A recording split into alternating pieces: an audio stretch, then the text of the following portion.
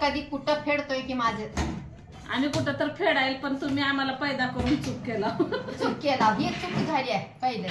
तेव्हा कळालं नाही. हा तेव्हा कसं कळतंय ग माय. मारून टाकावं ना काय पैदा केल्यावर. हा नाडा द्या बाबा तेव्हाच.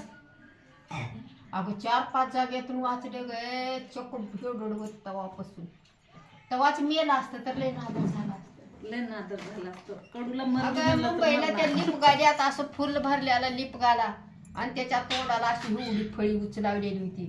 रांगत रांगत त्या आणि त्याला ऐकत नव्हतं. असं महागत धरून अंगीला वडत गेल्या त्याच्या चिरकोणा तरी बी त्याला तिला ऐकून आणि असं रांगत रांगत गेले कारण ते असं फळीवर छाप धरले आणि फळीवर धरून त्या पाण्यात असं असं का असंच गेले मी.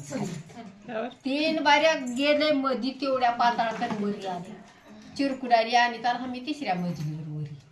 मग ती एक माणूस लिकरू का चिरकुडारी आले ते खाल्ल्या रूम मध्ये बघितलं तर 3ऱ्या रूम गेला असं जावळला धरलं ती काढलं ही बाजू आणि कच कच दाबलं पालतं घालून फिरवलं घर घर काय झालं नाही बघ तेव्हा मेला तर लय आजवर महाग पडून गेला लय नादर झाला. का बरं एवढा कटाळा मामी?